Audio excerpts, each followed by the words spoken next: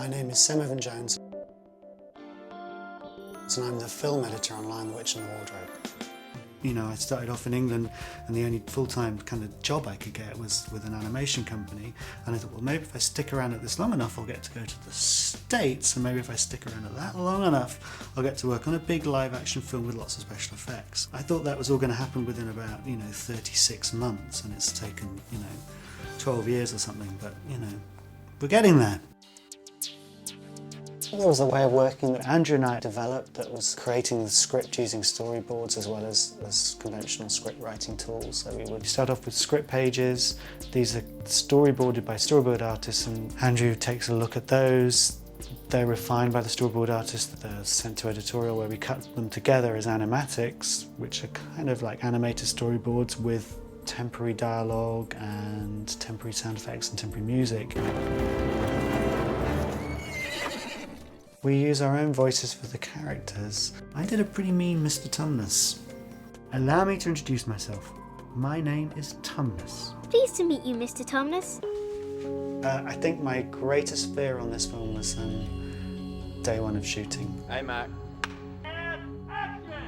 It had taken us a year and a lot of work to get to that point, and I knew from that point we had at least 18 months of intense work to go, and it just felt like such a huge mountain to climb.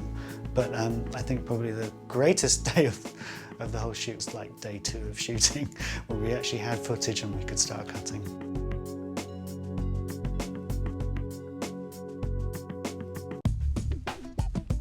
To enjoy working with a director, there has to be a lot of trust. He's shooting all the stuff and he's leaving you alone with it for long periods. He has to look good when he comes back. The stamina factor that we were shooting for 130 odd days, which I think is quite exceptional. We were in New Zealand for 9 months, then back in Los Angeles for 4 weeks, then we're off to the Czech Republic for 4 weeks, 5 days in London doing voiceover stuff, back to LA for 4 weeks, then to New Zealand. We were just constantly moving.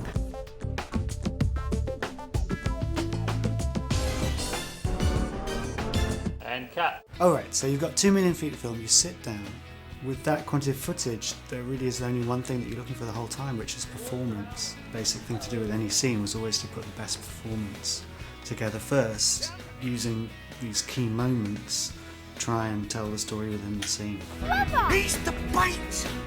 Cutting with real characters and virtual characters in the same scene does have its challenges. I'm mentioning fortunate because I'd come from a world where you didn't have any characters. I'd worked on the Shrek films with Andrew, where all the characters are in Andrew's mind until they're finished being animated. So it's actually, in some ways, it was a huge leap forward to have the 4 kids' performances around which we could build the performances of the CG characters.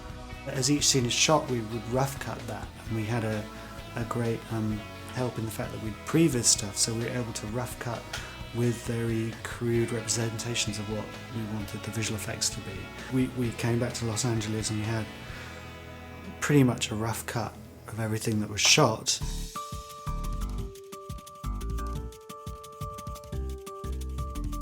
I think editorial, it's been quite inspiring how we've managed to keep quite a lot of the lyricism and the poetry of what Don and Andrew shot, and yet keep the thing moving along.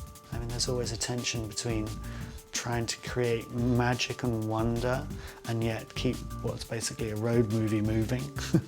And I think the final product, we've managed to do that. What do you think you're doing? Peter, quickly, the shelter! Now! Come on! Oh, wait, Come on! I recently found all these photographs of my father, because I never knew my father. And I had all these loaded up on my computer. My father was a pilot in the RAF in the Second World War and fought all through the Battle of Britain. And I've got this one particular photograph of him in his RAF uniform. And I just had been mentioning this to Andrew, and we'd been talking about details of the Blitz in London and stuff. It was a couple of days before they started shooting, and the prop mistress came by and she said, can I get a printout of the picture of your dad? And that was the prop. That was that photograph of my father is the photograph that Edmund runs into the house to salvage, you know, in the opening bombing sequence. It's just amazing, really. You know. But then when we actually came to shoot the scene where the two boys are in the air raid shelter, and I can just remember hearing on the dailies, he's trying to, you know, gee them up into the emotion of the story, and he's just saying to Edmund, just imagine that's the only photograph you've ever had of your father. Just what would that feel like, you know? And I think, you know, there's quite a bit of that in Skander's performance there. This just devastated little boy who's just trying to get his photograph.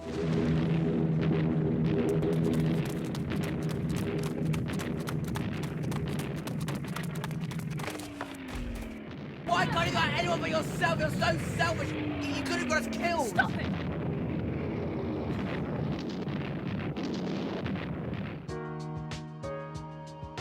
I think my greatest satisfaction on the film was just the fact that you can sit back and forget that the actors are kids, and that at some point in the first act of the movie you just get completely absorbed in the story and you're completely absorbed in the characters.